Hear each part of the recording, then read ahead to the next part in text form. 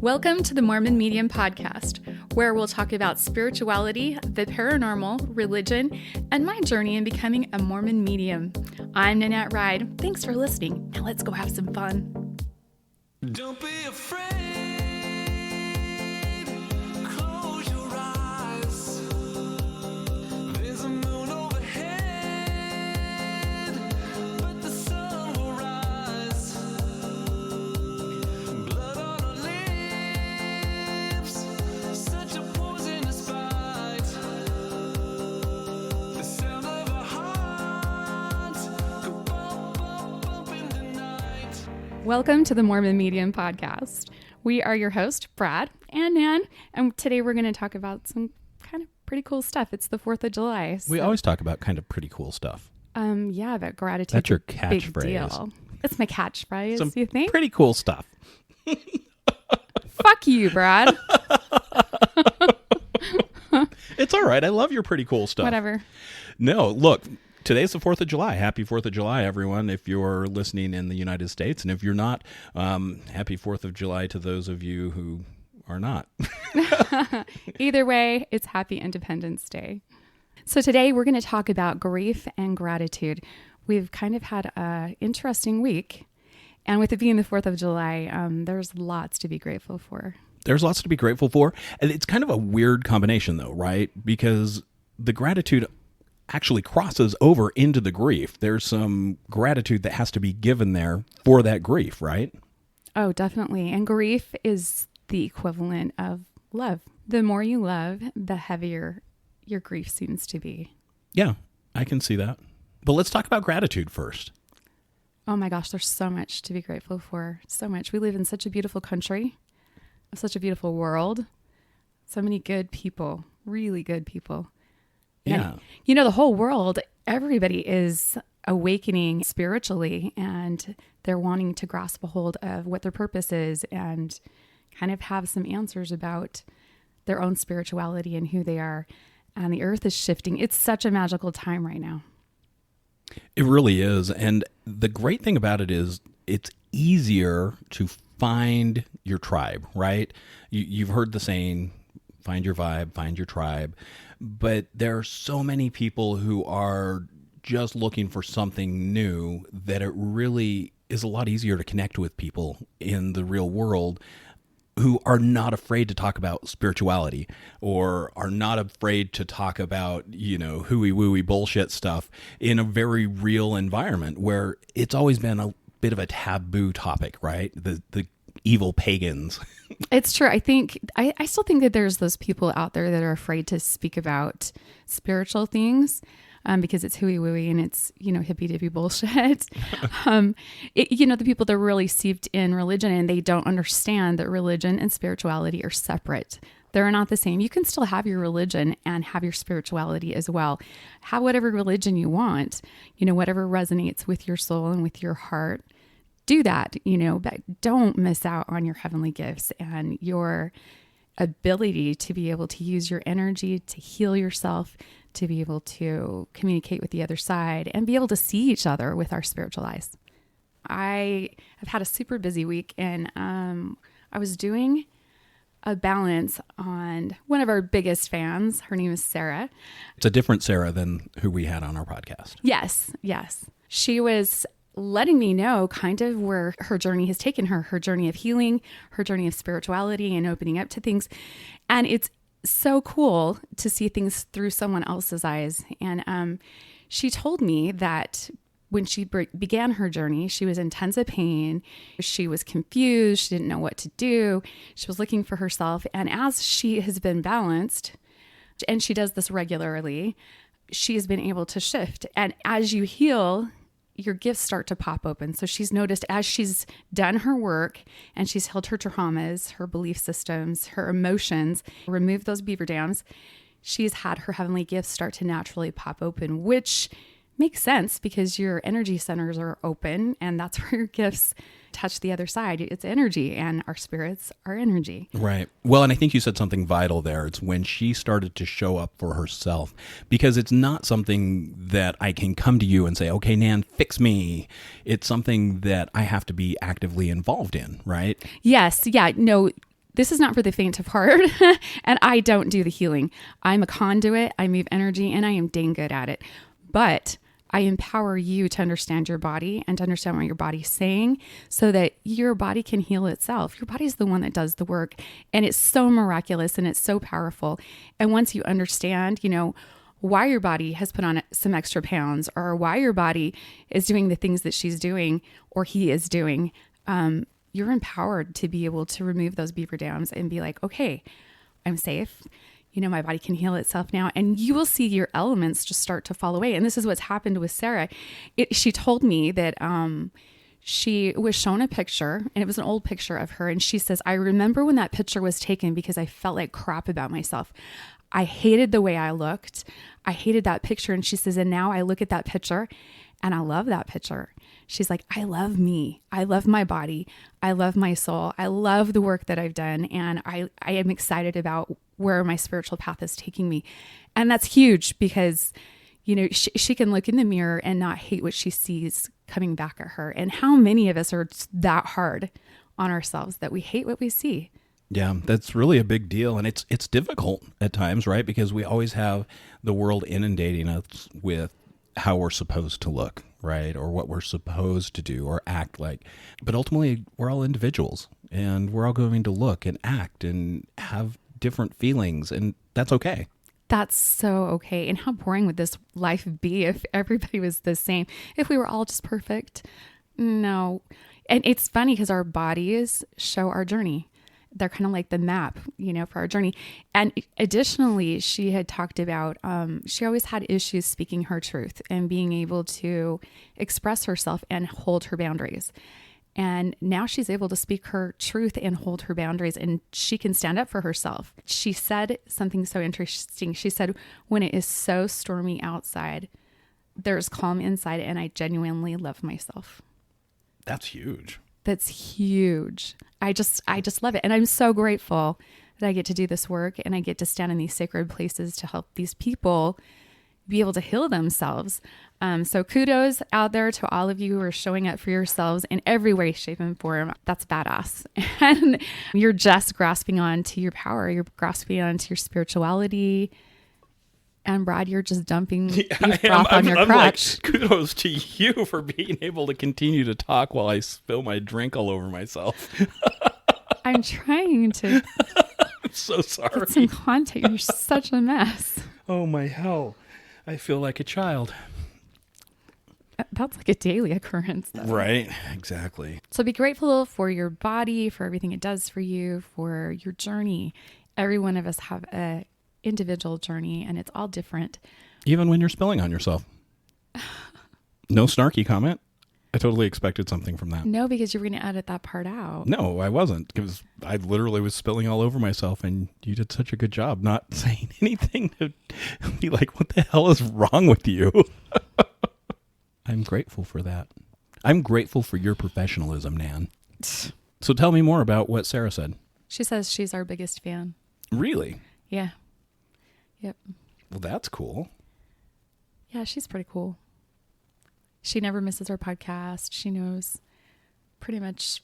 I'm pretty sure she remembers more about our life than we do. Well, I am getting older, so that does take a toll. But you know what? I am super grateful for our listeners. I'm grateful for my clients. I'm grateful for what I get to do. I mean, this week has been really, really tough.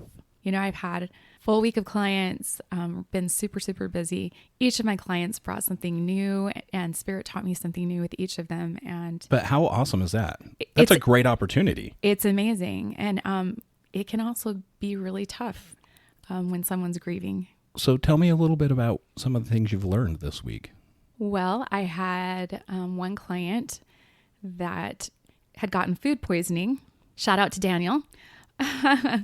And he had asked me if I would balance him. He was really thinking he would need to go to the hospital. And it was so fascinating in his balance. his body took me to formatting. And so let me explain formatting. So when I do these balances, it's kind of like opening a computer.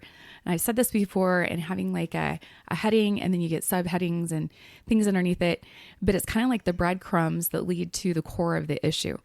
And his body, the very first thing it did was wanted to load parts of his body that are having issues. So it went to his digestive system immediately. And like all the details of his digestive system down to his ileocecal valve and gastric juices and things like that.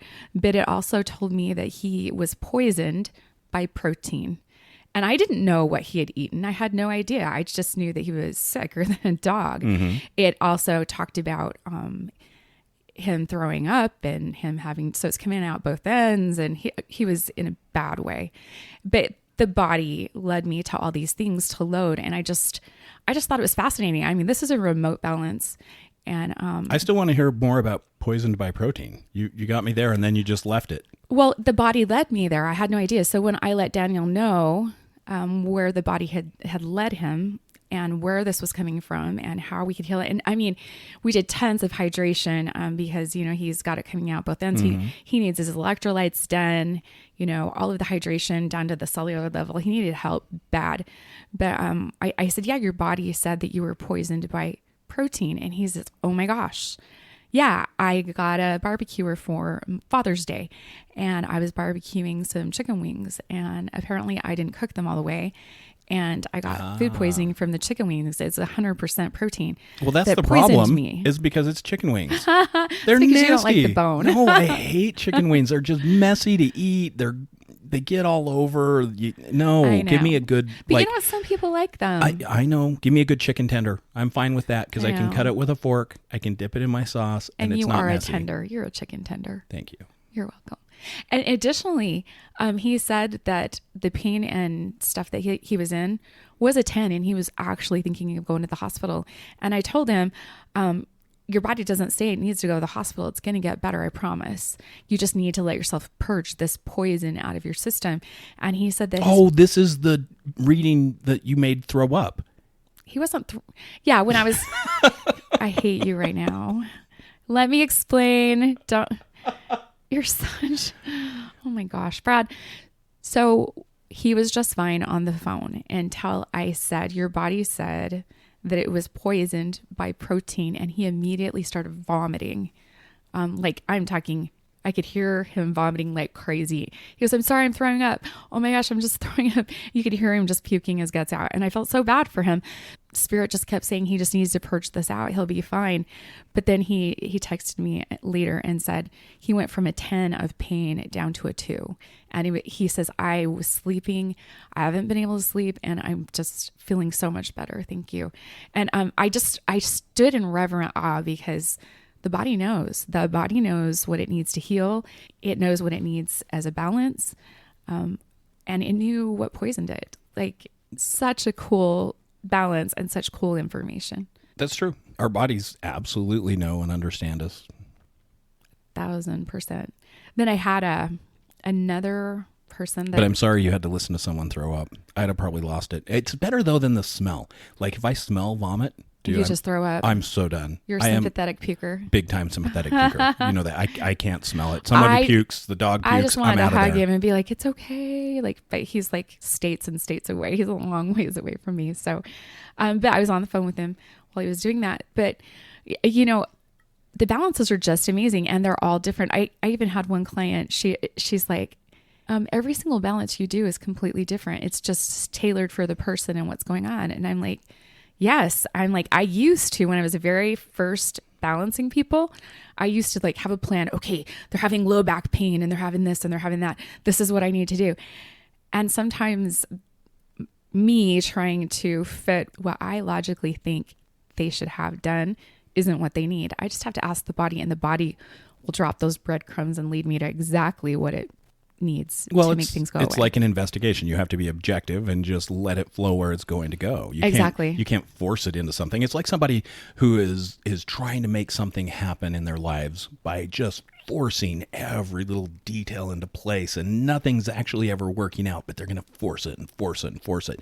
it's never what they need in the end. And it never works, does it? No, it absolutely doesn't. And it's same thing with your balances, right? If you're trying to force it into a little corner, well, that's probably not the corner it's supposed to go in. And if you just let it flow naturally, then it's going to tell you exactly where to go, right? Oh, 100%. I've learned to just not be stressed out about it and just let the body.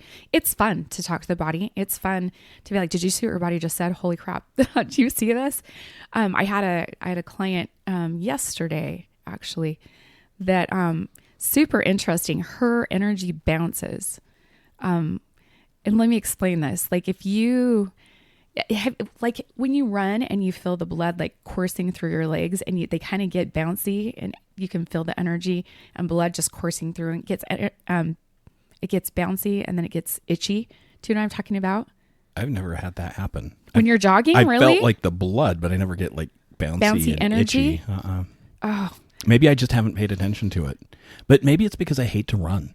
I used to like to run. you used to run all the time at Yeah. the police academy. That's and stuff? because it was my job. I got paid to run, and that was okay. That's different. Yeah. And then one day I'm running, and I'm like, I think I'm done. I'm going to go home now. I was like, I'm done running because my back and my knees.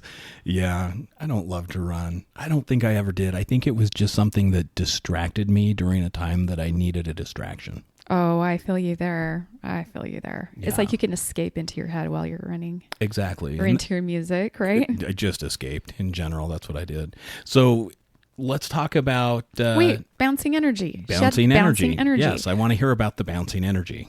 So it just kind of feels like a really light tap that goes really fast all over.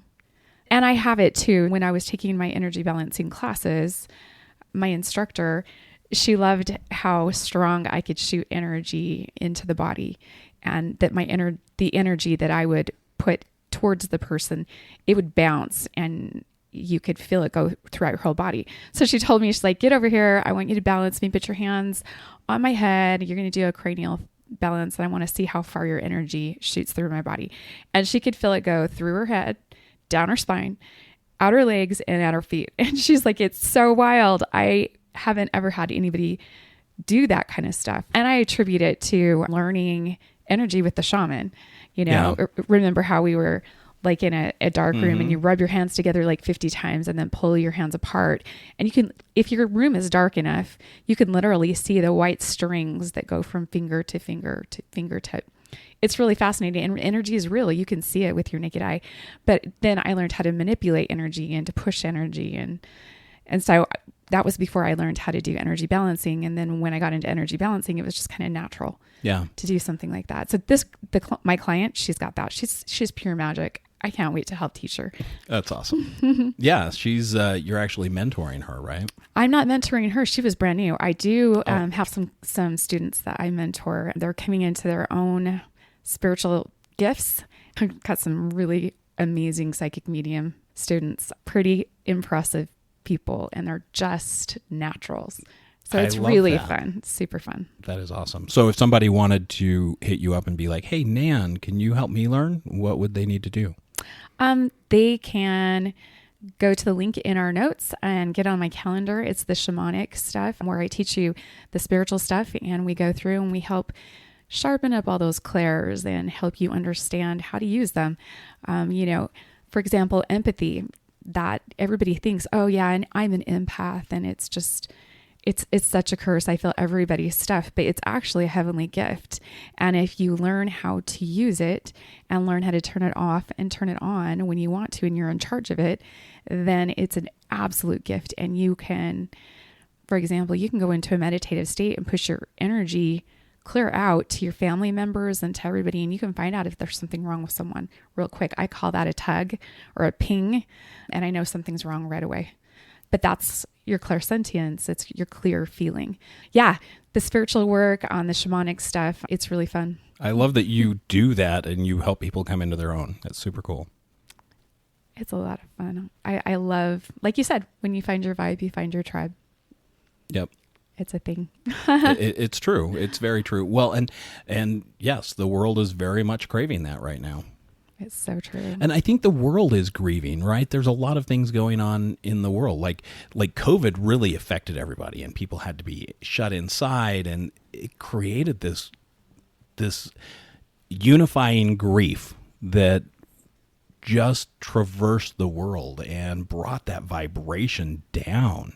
Yeah, I think people disconnected from one another, and they got connected to their phones, which is even worse to disconnect. It's so important. I say this a million times. I know I'm preaching to the choir, but we need to put our phones down and connect with one another. Unless you're listening to the Mormon Medium podcast, and then carry on, please. But everybody is grieving in their own way, and there's no wrong way to grieve. Every way you need to is the right way. Yeah, and you always hear about the 5 stages of grief, right? Denial, anger, bargaining, depression, acceptance. And, there are several others that people have added, but that's been kind of that commonly accepted phases of grief forever, right? It's true. And, I remember when I was going through my deep grief, I wondered where my anger would come from or when it would show up. And it didn't show up for years later. It wasn't one of my first parts of grieving.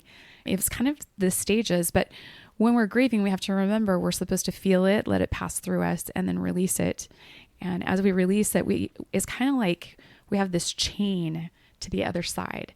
And as we release each link of grief, we pull ourselves closer to our loved one, and our frequency will change, and we'll be able to speak to them. Interesting. Do you think maybe part of the reason you didn't feel the anger is because you had Corey tell you, hey, whatever you do, don't be angry? Yes, 100%. And so you're like, I can't feel angry. I can't feel angry. Well, because he forgave the guy that shot him. And so I felt like I didn't have a place to be angry at the guy that shot him, because if Corey could forgive him, I needed to, is Right. where I stood. And I held that for a couple of years. But it's healthy to be angry at the situation. Oh, yes, definitely. And I did experience that, but it took me a couple of years. But then when I did, I was raging pissed off for a couple of months. Yeah.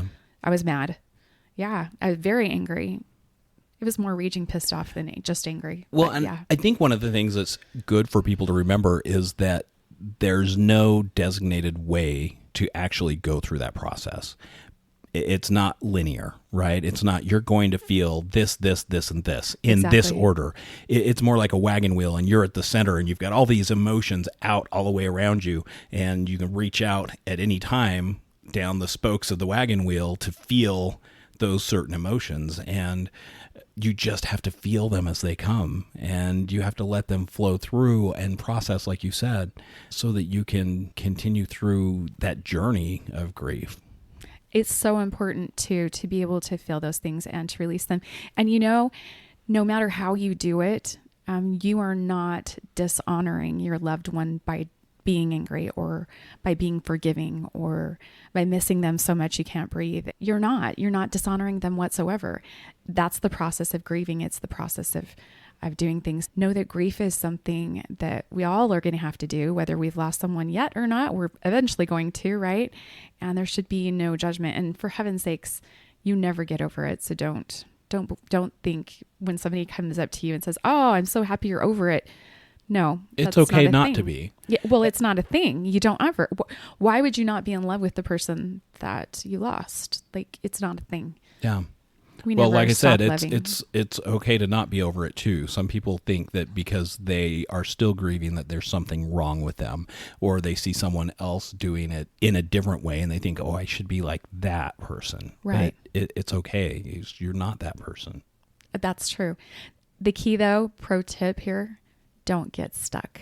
Don't get stuck in your grief to where you can't dig yourself back out. And if you can't dig yourself out of the depression or, the longing or whatever you're in and you're just dark and all you can think about is being alone and you get super depressed, please know that there's help out there. There's people that have been through this, and don't get stuck. You have to always be moving forward. I don't care what stage of grief you're in. It's the right stage, but you got to be moving forward because this grief will carry next to you. But as the years go on, you just get more accepting. It gets easier to accept and easier to deal with the emotions, the flashbacks, the things, and when that happens, that's when your vibration changes and you can communicate with the other side. You just have a different relationship with the other side. Well, and that grief is a really low vibrating emotion. But I think the love balances it out and helps bring that back up. Well, and the love continues through the veil. When your vibration changes from out of the deep grief, out of the pain, your vibration changes so that you can match the love. And that's when you start to really have fun. You know, one last thing I'm going to say about grief is I've had a couple of clients this week, and I'm not going to say names, I'm not going to say circumstances or anything, but the answers that were able to come across the veil that gave them peace were huge. There were details that were brought across that no one else would know except for the person that actually went through it. And it's just such a sacred place to sit and to be that conduit for the psychic medium stuff and for the living to be able to heal and to get answers when there were no answers. Normally, a psychic medium reading, the spirit comes in. I ask, do you have a message for this person? And they just give the message. This week, they had a couple of questions that they were asking in their head and wanted to know from their loved one that was on the other side. But she didn't tell me what the questions were. She just wanted her loved one to tell her the answers. And sure enough, the answers came through loud and clear. And she was shocked because she was like, I didn't even tell you what the questions were. And I'm like, but your loved one knew what they were and brought your answers to you. So you don't even have to verbally say anything. It's so cool. But the main one, I actually channeled the loved one that passed across. And this isn't something that I typically do. It just kind of happened. And what happens is it's a conversation between the live loved one and the past loved one together. So it's kind of like my spirit moves to the side and the person that had passed through the veil comes through and stays next to me and answers the questions, and I just repeat them. So it's like a conversation between two people, and I'm kind of out of the picture. So my input isn't being put in. I'm not having to look at things like symbolically and try to interpret them. It's an actual conversation back and forth. So the person that's alive is asking questions to the person that's dead, and it's going back and forth Through you. through me. And I'm just answering it. Like every horror movie out there. Oh, like I was possessed? No, Yeah. I'm not possessed. No.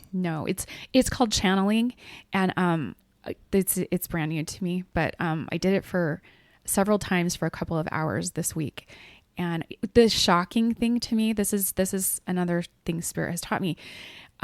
Usually, when someone passes, for them to come through is usually at least a month, couple of months out. It can be a couple of weeks, but definitely not real close to the death.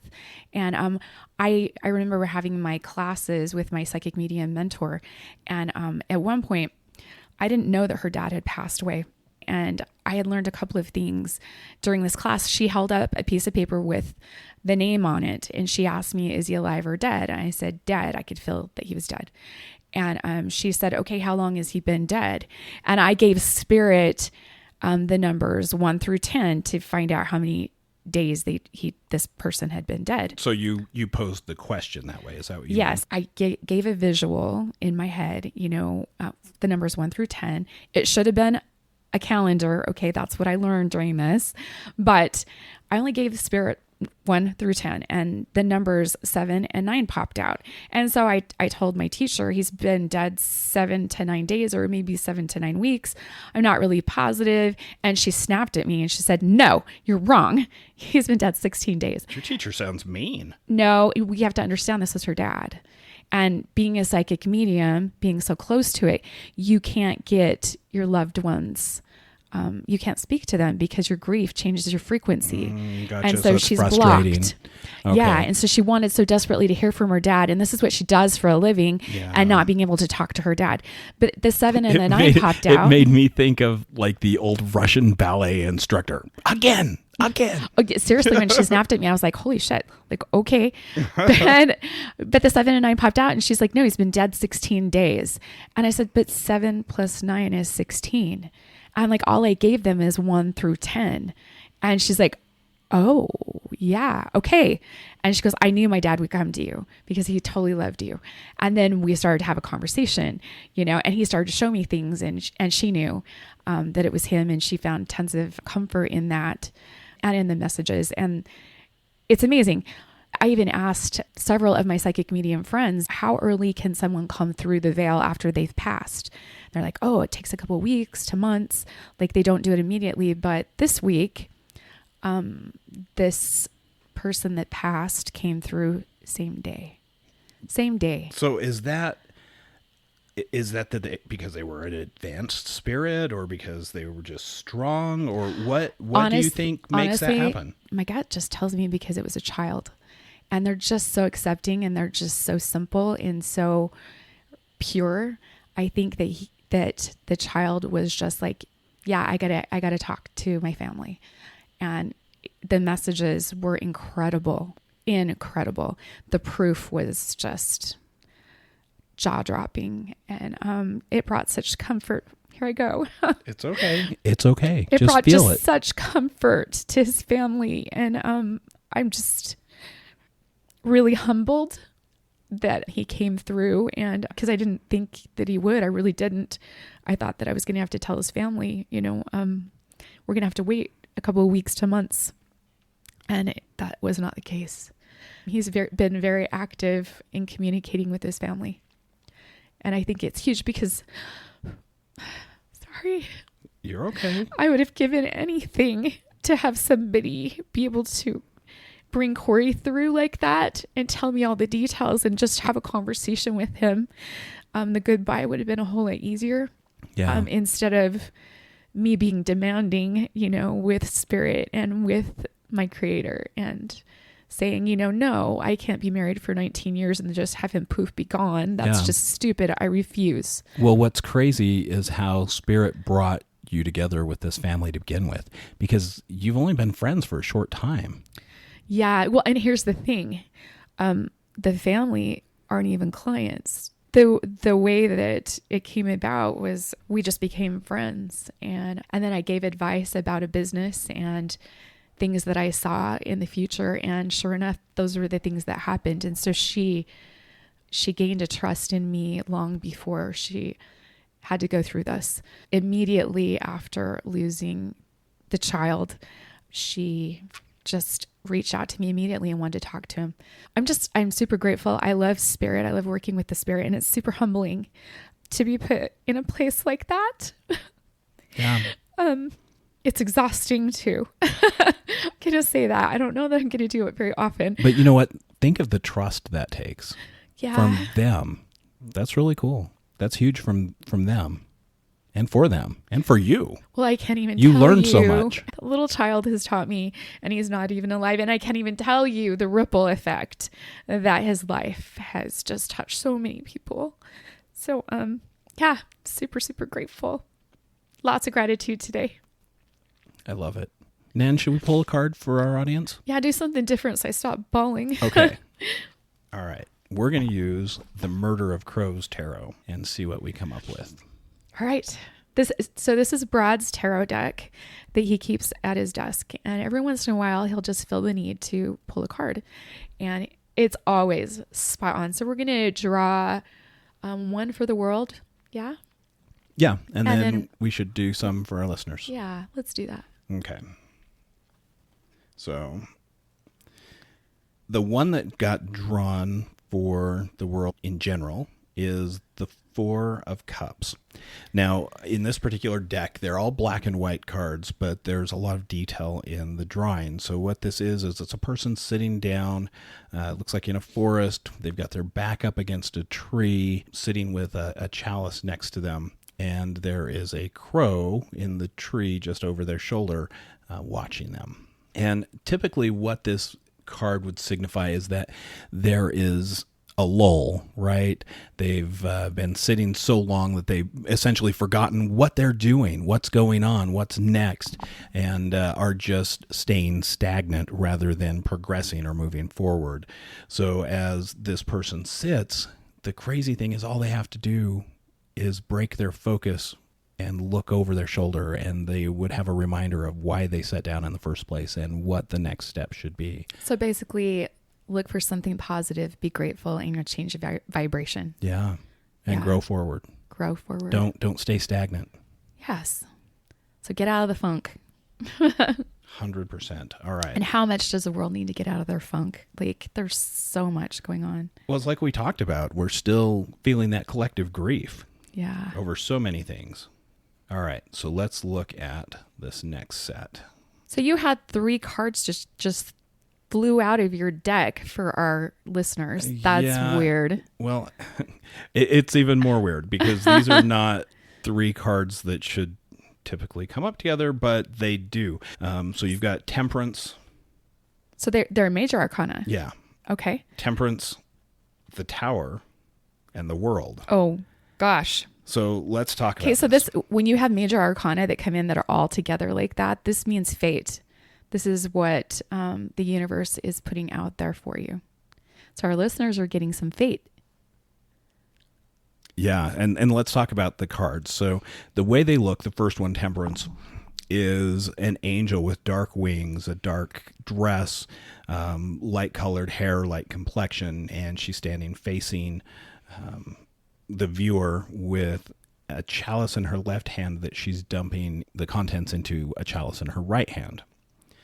And with this, it's very much a warning that we need to find a balance and take just enough of whatever it is we need to find that joy, to move forward, to grow into the next phase of our lives, to take that next step. So find the balance. Find that balance. It's very similar to the cup I just drew. Right. But it's something that we need to take enough of to heal ourselves so that we can move forward. So think of it this way. If you were sick and someone offers you too much medicine, it can oftentimes make you more sick. So you need to look at it as a way, okay, I need to take just enough at this point to make myself better or to heal, to move forward. Right. And that could be of anything, right? Or in pretty much any situation. Look at it and go, okay, what's happening in my life right now that I need to take a little bit of healing balm to move forward? Right. Well, and you can look for the divine messages and everything. It's a lot of transformation, right? Yeah, absolutely. The second card is the Tower. So this is just a basic past, present, future reading, right? Yeah. So the current card, present, is the Tower. And in this particular one, it's shaped like a tall, dark, square castle or palace. In the foreground, you see some light and some lightning, and the lightning is casting a shadow over a crow and lighting up 2 other crows. And ultimately, when the Tower comes up, it's about changes, right? And in this particular one, it's no different. It's basically saying, hey, look, you think you're safe right now. You think that things are good right now, but they're not. There's danger coming. There's changes that are going to happen, and you need to pay attention and get out and be safe while you can. So with those changes, whether that's in a relationship, whether that's in a religion, whether that's in your job, there's some changes coming, and it might feel safe and comfortable, but it's time to become a little uncomfortable and move forward. Right. It goes very well with the Temperance card, right? You took just enough to heal, and now I'm confident, now I'm happy, now I can move forward out of this dangerous situation that we're currently in. It's time to leave that behind us. Yeah, it's a dramatic change. I love that they're both about transformation and changing. Well, and we don't stop with that. So the future card, let's talk about that really quick. So the future card is the World. The World. And in this particular card, it's a woman sitting in an oval of leaves. She is emerging out of the earth, and the woman is part woman and has the head of a crow. She's holding 2 scepters, one in each hand, basically symbolizing some victory and some success. And ultimately what this signifies is opportunity that is approaching to change Right. and come out of the ground anew and actually be able to acknowledge those things that we've done to move us ahead in our life. So it's a way of recognizing, wow, look at our change and look what we've done, look what we've accomplished. So it's basically a successful end of a journey. Yeah, very successful. Which these are great cards. These are great cards. I think it's interesting because most of our listeners are on their path to becoming more spiritual, and they're wanting to transform. They're wanting to change. They're wanting to embrace that side. I love that. Great messages for the world and for our listeners. Good reading today. Hey, thank you, Nan, for sitting down and recording a podcast with me. Thank you. So if you would like to sponsor the podcast, there's links in the notes to buy me a coffee, and we love coffee. Go ahead and sign up to get a subscription. You'll also get a reading depending on what level you sign up for. And yeah, you could get a free tarot reading every month just for you. Just for you. They're pretty fun. Shocking that they actually work. Still don't know how they work, but they do every single time. It's so fun. Yep. Thank you so much, everyone, for listening. We sure love you, and we are grateful for each of you. If you have any questions or you want to reach out to us, you can use the email info@themormonmediumpodcast.com. Yeah, please reach out if you have any questions. And we will see you on the other side of the veil.